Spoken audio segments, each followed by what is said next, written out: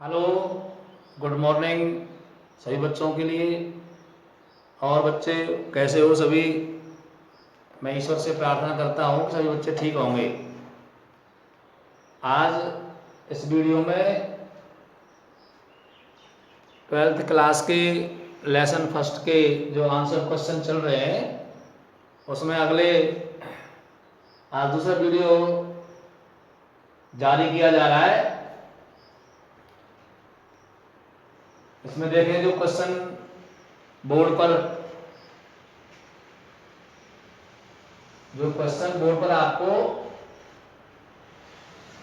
Written किए हुए हैं उनका हमको अध्ययन करना है और आपको अपनी पाठ्य पुस्तक के अनुसार अपनी होमवर्क की कॉपी में इनको लिखना है, लर्न करना है।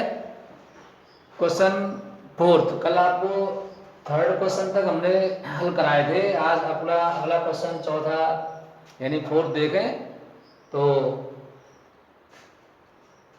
ध्यान से।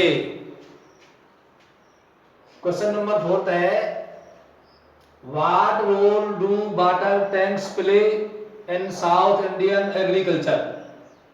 What role क्या भूमिका, रोल मीन्स भूमिका।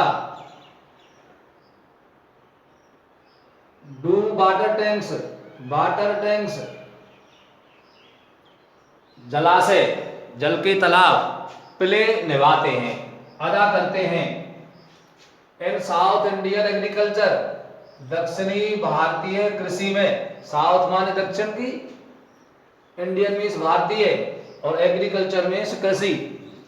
तो दक्षिण भारतीय कृषि में तालाब, पानी के टांके क्या भूमिका निभाते हैं, किस भूमिका को अदा करते हैं, ये हमारा प्रश्न है। कौन सी भूमिका निभाते हैं? इसका जो आंसर हम लिखेंगे, अब water tanks provide good irrigation facility in south Indian agriculture. Water tanks, तालाब, प्रोवाइड का मतलब होता है प्रदान करना। प्रोवाइड में होता है प्रदान करना, देना।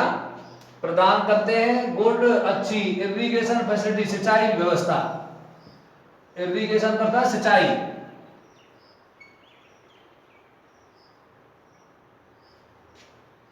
तालाब दक्षिण भारतीय कृषि में अच्छी सिंचाई सुविधा प्रदान करते हैं। यह दक्षिण भारतीय जो कृषि है वो तालाब के जल से सिंचाई करके अच्छी पैदावार प्राप्त की जा सकती है।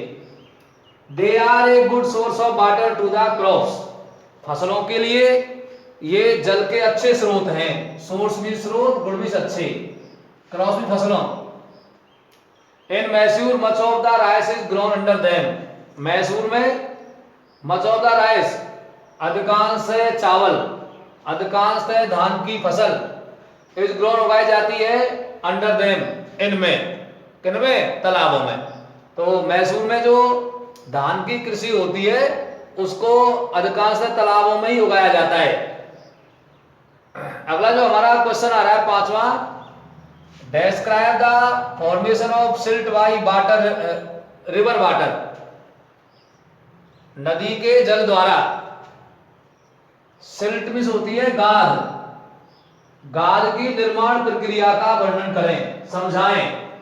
इंफॉर्मेशन, जो फॉर्मेशन दिया उसका मतलब है रूप निर्माण या निर्माण। डिस्क्राइब मीन्स वर्णन करना। नदी के जल द्वारा, नदी के पानी से गाद के निर्माण की प्रक्रिया को समझाइए, उसका वर्णन करें। यानी नदी, जब नदी अपने साथ बहुत सा अपरदन लेकर चलती है तो उसको किस प्रकार से गाद का निर्माण होता है, ये हमें समझाना है। Reverse carry fairly large and heavy particles with their flood water. नदियां कैरी ले जाती है, फेयरली लार्ज एंड हैवी बहुत ही बड़े और भारी कणों को, पार्टिकल्स द कण, विद देयर फ्लड वाटर अपने बाढ़ के पानी के साथ। नदियां बाढ़ के पानी के साथ, बाढ़ युक्त जल के साथ भारी और बहुत बड़े, फेयरली का मतलब वेरी, बहुत, लार्ज में बड़े, कणों को ढोकर ले जाती हैं, बहाकर ले जाती हैं। फ्लोइंग विद वाटर, पानी के साथ बहकर। टू लॉन्ग डिस्टेंसेज, लंबी दूरी तक, लंबी दूरी तक पानी के साथ बहकर। These particles are rubbed together, ये कण एक दूसरे के साथ रगड़ते हैं, रगड़ खाते हैं। दिस वे, इस प्रकार से, इस तरह से।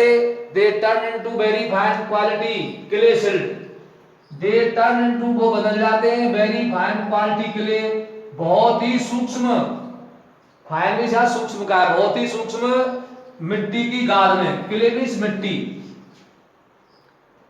क्वेश्चन नंबर 6 है हमारा, what are the successive step in the process of soil erosion. What are the successive steps, कौन से क्रमिक चरण हैं। सक्सेसिव, क्रमिक, क्रम अनुसार।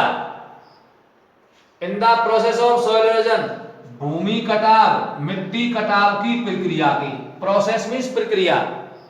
मिट्टी कटाव की प्रक्रिया के कौन से सतत चरण हैं, कौन से क्रमिक चरण हैं। सक्सेसिव, क्रमिक, क्रम अनुसार।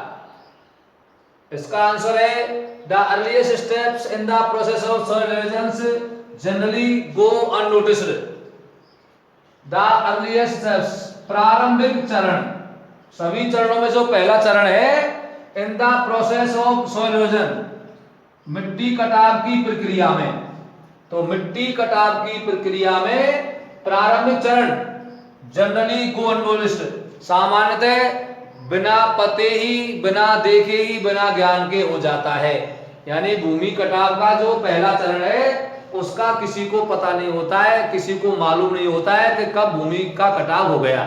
ये मिट्टी कटाव का पहला चरण है। Then the soil is cut up, फिर मिट्टी में कटाव आ जाता है। And washed away the deep gullies and ravines, and washed away, और मिट्टी बह जाती है। जो मिट्टी है वो पहले कट जाती है दूसरे में और बहकर चली जाती है। The deep gullies and ravines are seen in the earth, पृथ्वी पर गहरी नलकाएं और रेवनीज, लकीरें दिखाई देती हैं। The very precious layer of soil, मिट्टी की बहुत ही कीमती परत। लेयर मान परत और सॉइल मींस मिट्टी, प्रीशियस मींस कीमती। तो मिट्टी की बहुत ही कीमती परत इस वास्ट में बह जाती है। ये भूमि कटाव के जो चरण है इस प्रकार से मिट्टी कटाव होता है। तो आपके तीनों जो क्वेश्चंस आपने बोर्ड पर इनका अध्ययन किया है, इनको आप अपनी फेयर कॉपी में उतारेंगे।